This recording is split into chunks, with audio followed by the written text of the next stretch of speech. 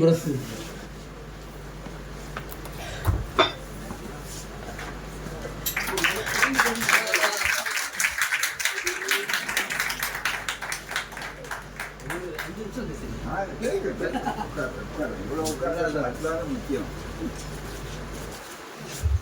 அனைவருக்கும் வணக்கம். பாசறை முரசு 15 ஆண்டுகளுக்கு முன்னால் தொடங்கப்பட்டது என்பதை நீங்கள் அறிவீர்கள். இதே அரங்கில் தான் அந்த பாசறை முரசை தொடங்கி வைத்தோம். தொடங்கும் போதே நான் சொன்னேன், இந்த பாசறை முரசு என் உயிர் இருக்கும் வரை தொடரும் என்று சொன்னேன்.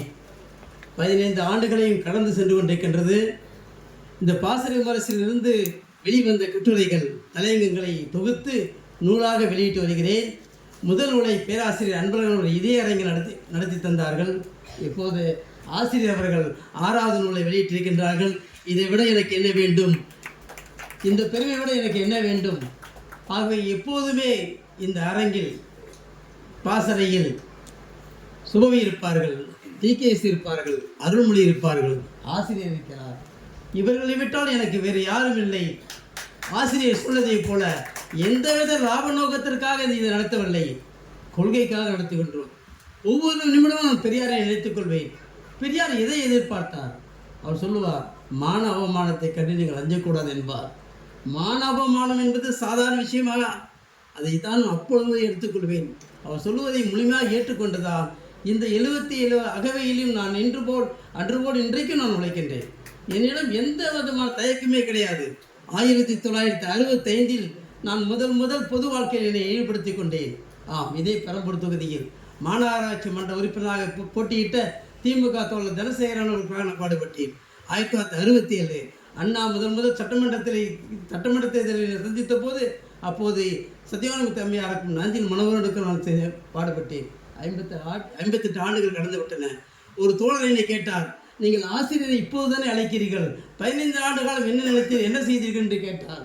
நான் சொன்னேன், ஆசிரியர் அவர்களை இன்றுதான் உங்களுக்கு தெரியும். ஆசிரியர் அவர்களை 1965ஆம் ஆண்டே நான் அவரை சந்தித்தேன். எத்தனை ஆண்டுகள் நினைத்து பாருங்கள். அதில் ஒரு 35, இதில் ஒரு 24, சட்டப்போர் 59 ஆண்டுகளுக்கு முன்னால் தந்தை பெரியார் மங்களபுரத்தில் பேசுகின்ற பொழுது அவரிடம் ஒரு குறிப்பேடை எடுத்துக்கொண்டு கையெழுத்து வாங்குவதற்காக செல்லும்போது ஆசிரியரிடம் தான் அந்த குறிப்பேடை கொடுத்தேன். ஆசிரியர் பெரியாரிடம் கொடுத்தார். பெரியார் கையில் பேராவை எடுத்து கையெழுத்து போடும்போது பார்த்து ஆசிரியரிடம் 5 ரூபாய் கொடுங்கள் என்றார். ஆசிரியர் என்னை 5 ரூபாய் கேட்டார். நான் அப்போது 5 காசு கூட என் பாக்கெட்டில் இல்லை. காரணம், என்னை வளர்த்த தாய் மாமன் பிஎன்சிஎம்எல்ஏ கிளர்க்காக 150 ரூபாய் சம்பளம் வாங்குகிறார். ஒரு நாள் சம்பளம் 5 ரூபாய். அவர் எனக்கு ஒரு மாதத்துக்கு 1 ரூபாய் கொடுப்பார். 1 ரூபாய் தான் பாக்கெட் எக்ஸ்பென்ஸ் ஒரு மாதத்துக்கு. ஆசிரியர் 5 ரூபாய் கேட்டார். நான் எங்கே கொடுக்க முடியும்? இல்லை என்றேன். பெரியார் மூடி மறுபடியும் கொடுத்தார். ஆசிரியர் வாங்கி கொண்டு வந்து அமர்ந்து அவருடைய உரையை முழுமையாக கேட்டுவிட்டு சென்றேன். அந்த உறுத்தல் எப்பொழுதுமே இருந்து கொண்டே இருந்தது. ஆனால் அதுக்கு ஒரு வாய்ப்பு எனக்கு கிடைத்தது. தஞ்சை மாவட்டம் ஆசிரியர் அவர்களுக்கு இடைக்கிடைக்கு தங்கம் கொடுப்பதாக முடிவெடுத்தார்கள். அப்போது புலவர் நம்முடைய கவிஞர் கலிப்புகன்றனின் வீட்டுக்கு வந்தார். என்ன என்று கேட்டேன். ஆசிரியருக்கு நாங்கள் இடைக்கிடைக்கு தங்கம் கொடுக்க போகின்றோம், ஆகவே நாங்கள் நிதி வசூல் செய்கிறோம் என்று சொன்னார். என்ன நிதி என்று கேட்டேன். நீங்கள் 1 கிராம் தங்கம் கொடுக்க வேண்டும் என்று சொன்னார். எவ்வளவு என்று கேட்டேன். 500 ரூபாய் என்று சொன்னார். நான் அப்போது நினைத்தேன், பெரியார் கேட்கும்போது கொடுக்க முடியவில்லையே. உள்ளே போனேன். 1000 ரூபாய் கொடுத்து 2 கிராம் எழுதுகின்றேன். ஆசிரியருக்கு கொடுப்பது என்பது திராவிட இயக்கத்துக்கு கொடுப்பது, பெரியாருக்கு கொடுப்பது, அதை விட நமக்கு என்ன இருக்கின்றது? ஆகவே பெரிய தந்தை நான் ஆசிரியர்களை 65 கிட்டத்தட்ட 60 ஆண்டுகளுக்கு முன்னால் சந்தித்தேன். அதோடு மட்டுமல்ல தோழர்களே, இதே பெரம்பூர் பாரதி சாலையில் ஒரு கூட்டம், ஆர்எஸ்எஸ் ஒரு அபாயம் என்ற கூட்டம், அதுக்கு நான் தான் தலைமை தாங்கினேன். அவர் தான் பேசினார். அதோடு மட்டுமல்ல, பாசறை முரசு 2010 தொடங்கும் போது வாழ்த்துறை கொடுத்தவர் 2 பேர். ஒன்று ஆசிரியர், மற்றொரு டிகேஎஸ் இளங்கோவன். இது இப்போது என்னிடம் இருக்கின்றது. அந்த இதழுக்கு 2 பேர் தான் கொடுத்தார்கள். அதைவிட நான் பின்னோக்கி போனால் 2004ஆம் ஆண்டு கலப்பமன தம்பதியை மாநில மாநாடு நடத்தினேன். அதற்கு வாழ்த்துறை கொடுத்தவர் ஆசிரியர் தான். அதே போன்று டிகேஎஸ் இளங்கோவன் தான்.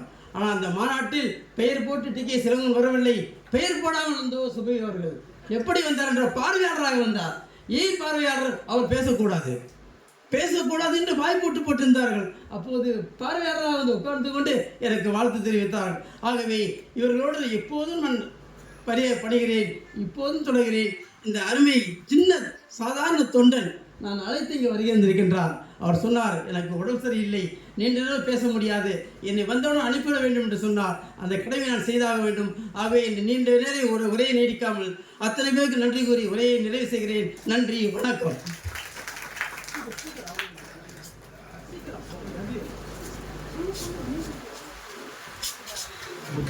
இறுதியாக நன்றியை தமிழரசன்.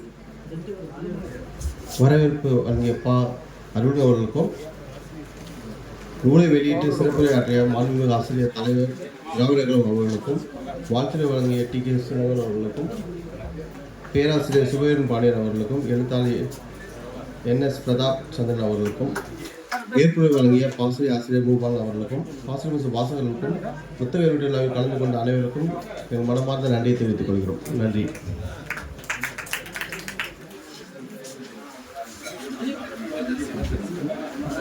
நினைவு பரிசு வழங்கப்படுகிறது.